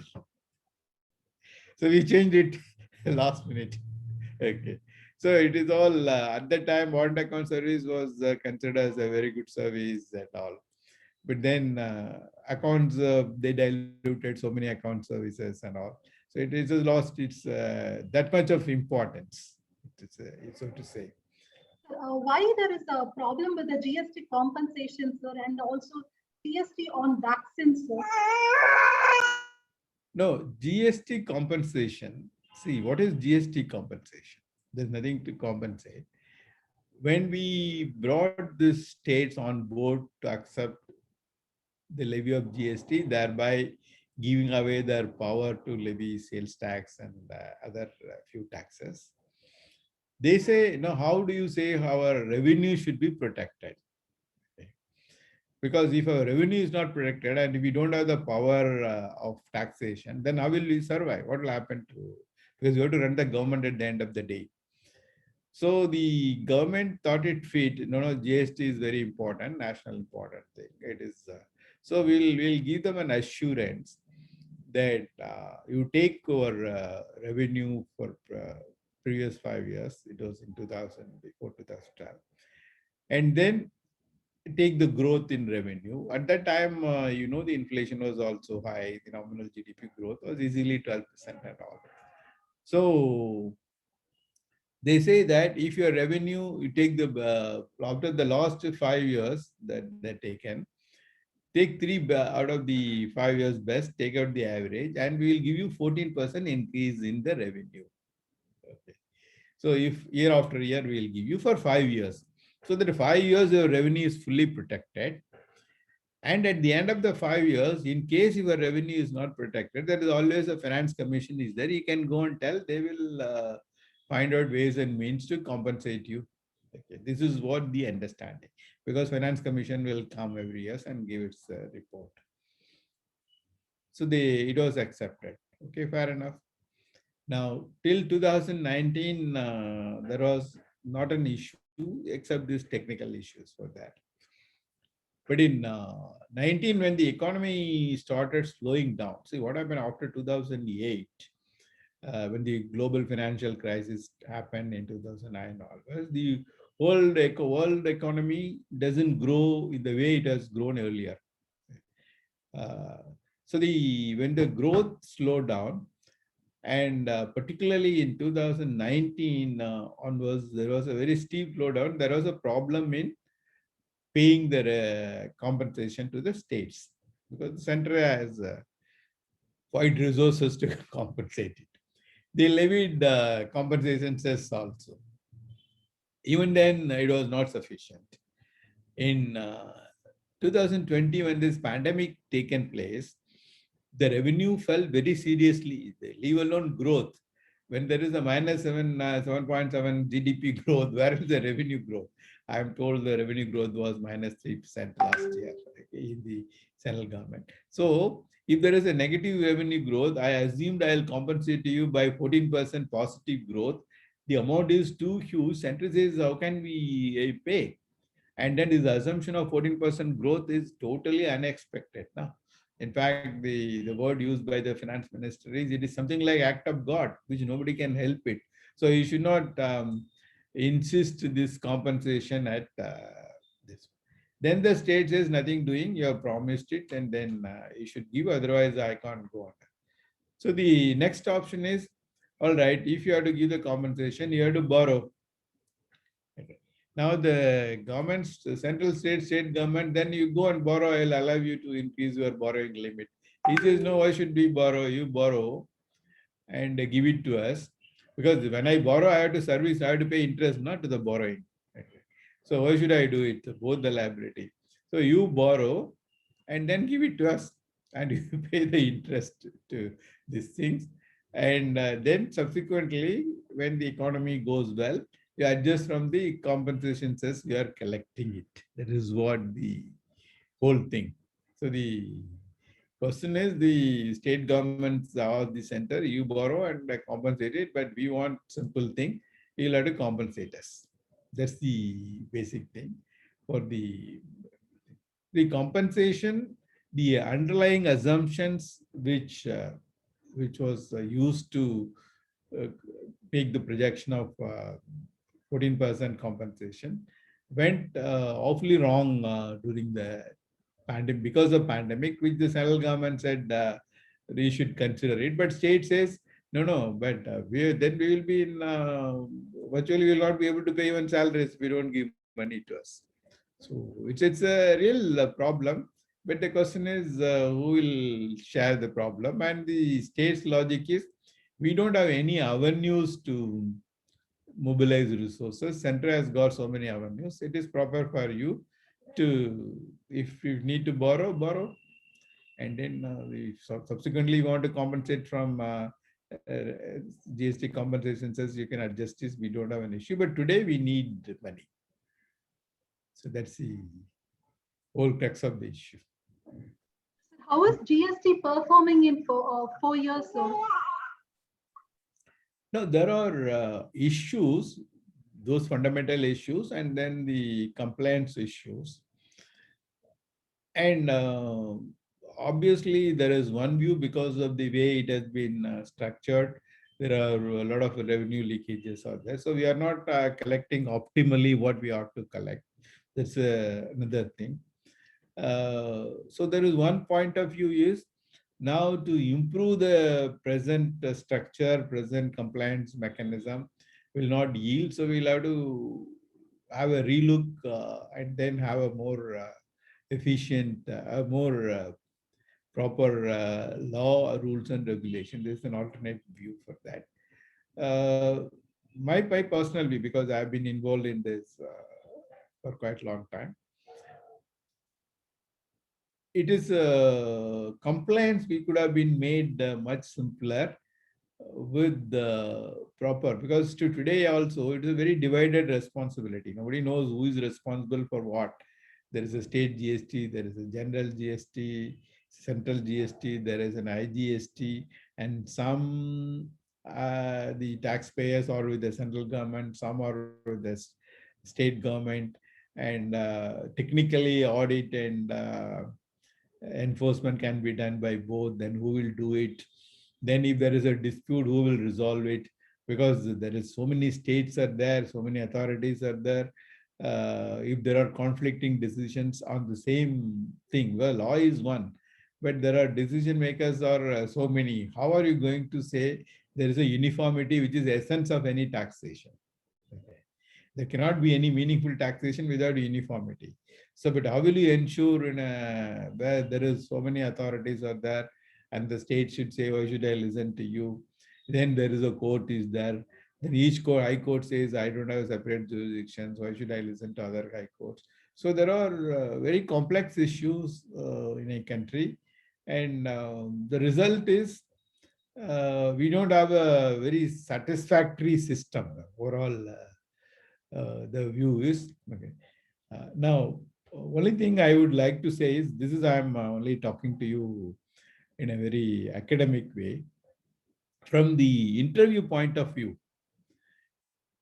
we can categorize this. Obviously, the purpose of asking any question is not to know your knowledge quotient, but purely to know how do you respond to your questions. So they want to assess your personality based on your responses. So the basic thing is, let me categorize a question into 3-4 categories. One is the question which you don't have any answer, any idea at all. Okay. The question they asked it is not that everything under the sun we will have, we know, but unfortunately, I don't have any idea about this. The second category of question is, I have an idea, but not full idea, or not a clear idea even. And third is, I know this fairly well. Okay, these are the broadly 3 categories of, I'll categorize the questions asked in these categories. Okay. The easiest to respond is one which I don't have any idea at all. If I don't have any idea, never make an attempt to guess something, or because be honest, because it is not that you know everything under the sun. And most of the situation, but suppose if something which everyone is obviously expected to know, if you don't know, then that will put you in a very awkward position. That is not proper also. Then you don't deserve it. Okay. So otherwise, if they ask some odd questions, you don't have any idea. What is that they test it? Sometimes deliberately they'll ask you a question which they know that you don't have an idea. The question is, you should not get unnerved about this, because you have been confronted with some surprises. So how will you face these surprises? So only this, your honesty and simplicity, which should really make the members disarmed. You can say plainly says, sorry sir, I am not aware of it. I don't have an. So at least he cannot bully you further. He will say that, okay, this guy is at least honest enough to say there's no point in ask. Once I say I don't know, they cannot ask more about it. Then they have to move to the next question only. So the next category of question is, You have some idea, but you don't have full idea. Okay. Now, this question, to the extent you know, you'll have to be very honest in explaining that you whatever you know, this much you know. The moment they ask something which you do not know, don't attempt to guess or don't attempt to be smart and they give some answer for it. So you limit it to whatever you know. You don't whatever you don't know. You be very honest. Beyond this point, I don't know. I don't have an idea about what you are asking this one. Then the third category is what you know. Here it is again. It is also a very tricky thing because you know. Don't try to explain things because they have a limited time of 25 minutes to maximum 40 minutes, or sometimes it may be less also. Since because they all engage you 40 minutes doesn't mean you get more marks. Since because they send you with 20 minutes, you don't do, there's no such set rules are there. Okay. So if you know thoroughly, try to explain in a very, very simple and clear way. Okay. And then everything you leave a scope to answer, to ask something more on that. Okay, just leave a scope so that the guy will ask you little more, so that you will hear. And there also you don't take an opportunity to explain whole thing. Then again, when you reply, you leave little more to ask next question. Then you can engage a little more time. Sometimes it will happen. Something you answer, they'll ask more and they will engage more time. But then overall they realize it, okay, we have asked it too much, but then we will move to others. Okay. So the question you don't know, don't think for a minute. You don't have any idea to admit you don't have an idea about the question. Don't have an answer for that questions. Okay. And he says information you don't know, fair enough. At least this guy is an honest and straightforward guy. And he's a confident guy. He doesn't feel bad about, or he doesn't get unnerved by the surprises or this thing. So he's confident enough to face head on the issues. Okay. And if it is partly known, okay, he is known, but he's honest to say to what extent he knows, and at least he knows what extent he knows and what extent he doesn't know. That is very important. And thirdly, whatever you know, that is the way you use it, you engage the members, that is purely in your hand. So you answer, you only answer to the point. What the question reply is, don't ask more, don't ask less, but leave a little hope, little scope that you will ask further. This. One doubt here, sir. Yeah. Certain question if they ask, can we go for a direct income support for the entire population? How can we answer? Actually, this question has a combination of we know, we don't know, we partially know. See, income support is what category of people who needs income support? Rich people doesn't need income support now. Okay, income support. See, the pandemic, that is what I said, the pandemic affected different people differently. And it affected more adversely people from unorganized sector and women and children. They affected more, it affected more. Okay. So they need definitely income support because they have to survive, no? They don't have any other means to survive. So they definitely need an income support. How do we give, whether you give to Narega or whether you give this thing, whether you give ration, it is a different thing. So certain people who are below a particular level of economic status, they certainly need support because they don't have any other avenues to go. The other category is the middle class. That is the employed class in an organized sectors. Okay. Now, if they have part of the salary, okay, their expenditures also goes down and all kind of thing. But if you feel they should not be retrenched, then it is for the government to take a call whether they can bear part of the expenditure, which some other countries does it. It depends upon your resources now, because we want to support, but if we should have the means to support. So the direct income support is necessary, particularly for vulnerable, marginalized people who are who are most affected in the pandemic, which are you can say the unorganized sectors and women and children, or you can say the people who are uh, disabled people, okay, these kind of people.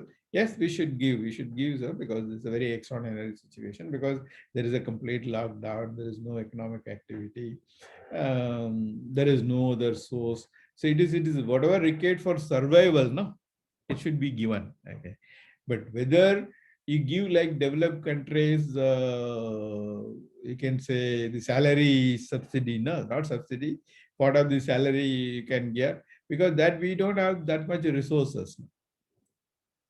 So we may not be able to, we cannot make it universal, but income support, the government has given, no? The government has given income support, all state government, central government, everyone has given. To what extent it is to be given, it is depending upon our availability of resources, and then this thing. And the more enduring income support is to provide an opportunity at the earliest possible.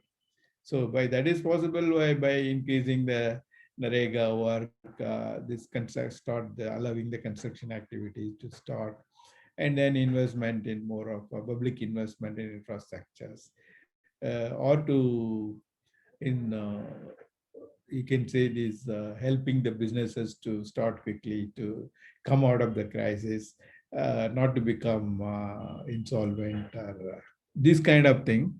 So it's not a question of income support to everyone, income support to those who are in dire need. Yes, it should be given. For others, we should quickly create an opportunity so that they can earn income. What is your take on privatizing public sector banks, sir? Having worked in State Bank of Travancore, what do you think about privatizing banks or any PSUs now, sir? And why are we not realizing from the disinvestment, sir? The privatization as an issue, you should say that why the public sector has taken shape in India, in the context of in India. When we started this public sector, bank, telecom, so many areas, even big factories like steel and all, at that time, these sectors, there were no private players ready to invest. Okay. And then in 70s, when we nationalized these banks, absolute bank was an exception. Bank, private sector was only there. But then we nationalized these banks later. And when we nationalized these banks, at the time we thought, because the resources should be made available to so-called priority sectors, be it agriculture, small and medium sectors, or whatever it is. Okay, to serve these larger social purposes, because ultimately the government job is to protect the interests of larger society. You know? So that is why we went into the concept of a public investment, so-called public sector. Now there is a view that we developed to an extent, because where private investment will come in steel industries, private investment is ready to come in telecom industries, private investment will come in transport, every areas, building the airport or something like that. So today the private investment comes, so why should be governments should base their scarce resources? So whatever resources they have, they should spend on improving the infrastructures. This was the general, this one side of the story. Another side of the story is, another viewpoint is, whichever in India is a country where large number of poor people or marginalized people or economically weaker sections are there. So the services they require, still it is the responsibility of the government to provide, be it telecom, be it railways, or be it bank or anything and all kind of thing. So the government cannot shy away the responsibility. Private sector, obviously their motive is the profit, and they are not really concerned about the welfare of the people. They are not supposed to, because it's not that. So it is, we are not reached a stage where entirely we can leave it to the private economy, private players. Now, this is one of the lessons we learned from this COVID-19 pandemic case. Certain amount of, even in developed countries, they are feeling certain amount of, you can say, socialism is required even in capitalist economy. Because we realize it's private, if you leave the healthcare to private sectors, we cannot simply handle these kind of situations. So we need to really invest a lot on the healthcare. Public has to invest, public sector healthcare is very important. So today the government says we are going to put 1 lakh crore on the healthcare sector alone. 50,000 we give soft loan, and then loan at a priority loan at the lesser interest rate, and then 50,000 crore to develop the healthcare infrastructure. So that means, and is insurance cannot take care of your healthcare needs, because there should be the hospital facility, na? Insurance will come when the question of payment comes. Okay, so there are certain areas where we feel, even like take your railways, because in India still a lot of poor people and middle class depends on railways, and we are cross subsidizing railway, whatever you have an AC class or first class, you cross subsidize to the second class passengers. Okay, and the people, your servant maid or a driver or anyone who is traveling by train because it is a cheap and affordable, or who is traveling by public sector, second the public buses, it is affordable. These things you cannot really allow only private sector to operate till we improve the economic condition of these people, so that they have the capacity to pay for the goods and services at the cost price from the market, or the market prices. Okay, so till that level is there, we cannot really leave entire thing to the private sector. There are two, both the views are there. There are competing views. Certain areas where people, that is common people, require the goods and services, and the leaving entirely to the private sector, they cannot afford it. They could not. And these are essential in nature, be it telecom, be it transportations, or as a food and other things. So these things still the government feels, still there is a strong case to have a sizable number of public sector, so that it will counterbalance the private sector also. So even though there is a point of view that the efficiency of or productivity of private sector is bound to be more than the government sector. But that is, but the other argument is they may not be able to totally cater to the needs of the common people, which only government can do. One way is to collect as a tax and then give it to them. Another way is, till that happens, the government continues to handle these services, at least to cater to them. Sir, one last question, sir. Yeah. How come we can realize infrastructure investments, sir? Can we go for external borrowings, sir? How come? How far we can realize on external borrowings or offshore borrowings, sir? No, see, any borrowing, you should be able to service the debt, no? And all this infrastructure investment has a long time to get the return on investment. See, many of the NPAs, if you are the state bank, they say many of the NPAs, because we could lend more to infrastructures, which are all long-term projects. So you don't get the return at all easily. Okay. So we have to come out with an innovative way so that you can attract investments. That is very critical. In fact, if you see the road infrastructures, or if you travel in West, they make it as a commercial hub. If you go to a bus stand, it is a commercial center, so that they can sustain it. If you go to a railway station, you get everything in the railway station. Since it's a big commercial hub. Okay. So in India, initially, we didn't really go with a model. If you go to a bus stand, there should actually be a shopping place, there should be a hotel, there should be so many things to that, so that it will be self-sustaining. So we need, if you today go to the airport, no, it is all completely privatized because there they are able to allow to sell coffee for 200 rupees, this, that, and all. Where it will self-sustaining, and government will charge heavily from them for the rental thing, authorities, because that's why they build world-class airports. But the other thing is, it goes out of reach of the common people. So you have to really balance it. And where the private sector will not invest, or the money, you will not be able to service the money. It is who will come and invest? Where will you borrow? So it's a very challenging thing.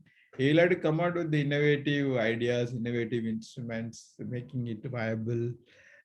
Suppose you develop a tourist center, India receiving the largest number of tourists in the world. Okay. So you increase your investment in a tourist center, at least you'll get a good return. So that kind of, Your last message saying how India can grow after pandemic. no, I strongly believe not only in India, any country which has got a spirit will always have because the world never belongs to weak people. It is only belongs to a strong guys. Okay, and the world had seen so many situations much more difficult, much more challenging than the present one. So we don't need to throw our hands or we don't need to feel the sky is going to fall. That's not the situations, but the time will be very tough. The time will need all your imagination, all your energy to tide over. That's the nature of the challenge. And every challenge has got an opportunity, and no one can predict the future. Like you take this healthcare sector, because there are so many innovations, no? Your telemedicines, your artificial intelligence, use of so many newer things. We will have to think. Now we will think, because there are artificial intelligence. Uh, at least the projection is it will come in a big way for healthcare sector. And your big data analysis will give you a lot of inputs on public healthcare. Okay. So there are opportunities, there are challenges, and at the end of the day, how do you respond? That will determine where you will land. So the future is there, but it is not there asking. You will have to go and take advantage of the opportunity. If you are able to do this, yes, this also will pass through. It's not nothing, but you have to be very cautious about. You need to have a lot of empathy to look into the difficulties of the people who have been left out and will be much more affected, impacted by this pandemic. It is the responsibility of the government. It is the responsibility of the society. It is the responsibility of each one of us. So if you are collectively able to succeed, we will be once again on the growth path. And one more I want to share with you is we all have strong views on issues, some issues, if not many issues. But today, generally in the interview, you are not expected to allow your likes and dislikes or personal views or personal prejudices to influence the way you look at the issues, because you need to be as neutral, as objective as possible, and not to take extreme positions on any issues. So when you are confronted with a question with yes or no answer, you don't need to say yes or no only, because everything is not binary. There should be different, there will be multiple shades in between black and white. So don't get into the trap of if somebody asks you a question which are yes or no, you don't need to reply either yes or no, but you can give answer. Suppose you say it's a very complex issue, you say there are two views, sir. This is the view and that is the view. Give it the very firm thing, and then suppose somebody asks, what is your view? So then you will have to take a very moderate in the position. You have to take a view. You cannot say, I don't have a view. He says, sir, in my view, we should do, you can give us a thing which is combination of both also. So don't get into the trap of when you're confronted with a question which they expect only you tell me yes or no. Do you suppose somebody asks you, are you in favor of reservations or no reservation? If you say yes, they will say, then what about this efficiency factor?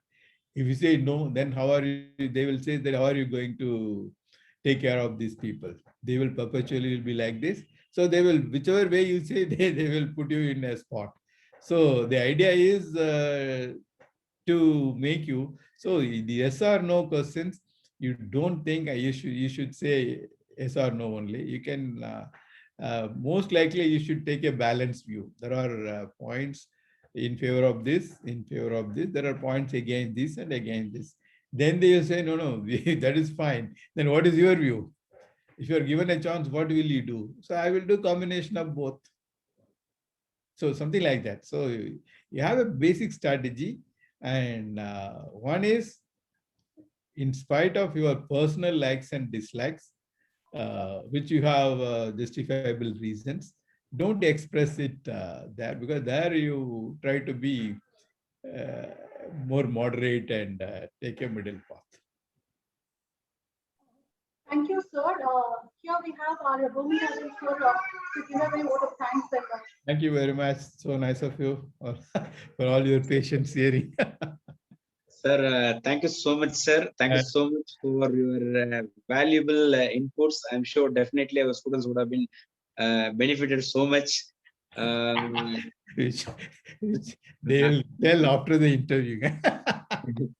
No, sir, definitely the inputs which you have given, it is going to help them a lot to restructure their answers. It is going to be a highly, very, very professional answers hereafter. Yeah. Whenever they are going to face some kind of questions related with the current economic problem and related issues. I'm sure, sir, definitely. I request the students, I think that will be more appropriate.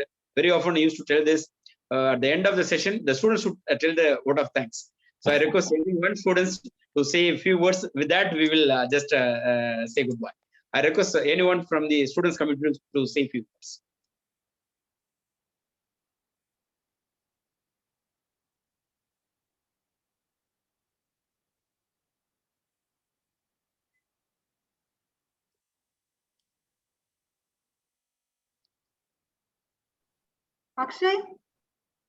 Akshay, Amulya, Ankur, Bindu.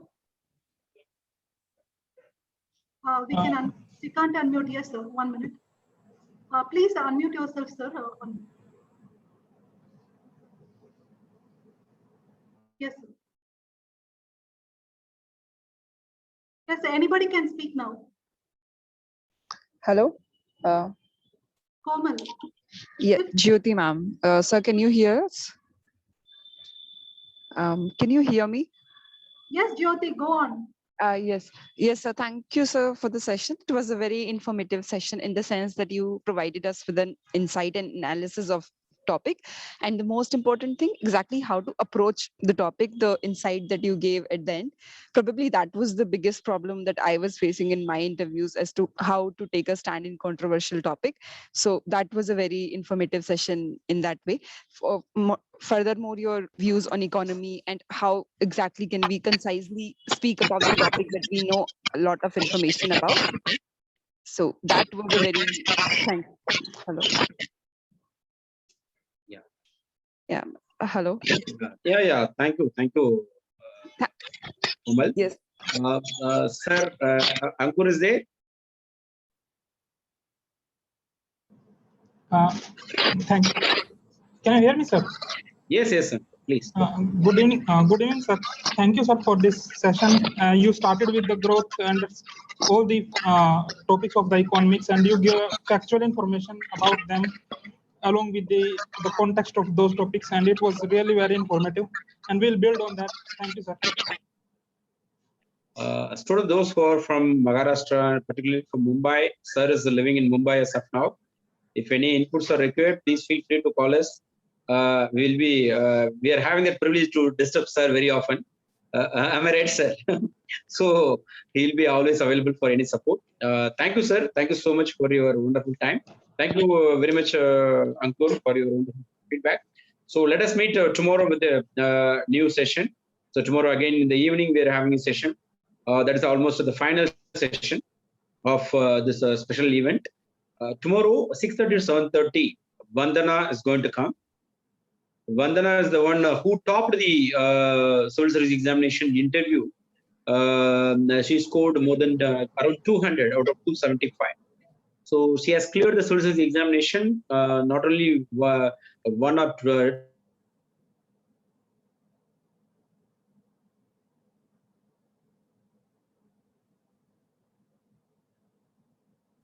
So we are unable to hear you, sir. I think there is a network issue, students. The session. So first 1 hour she'll be handling. Second 1 hour, again, as I already told you, Benosafin. Benosafin is India's first 100% visually challenged Indian foreign service officer. She's going to address you all.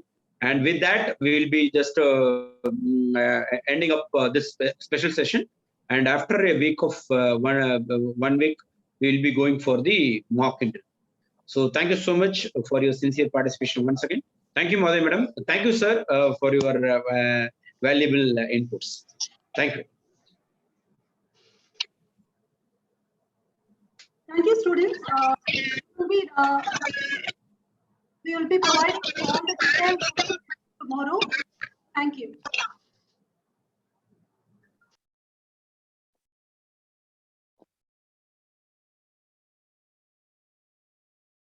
Thank you, sir. It's wonderful having you, sir.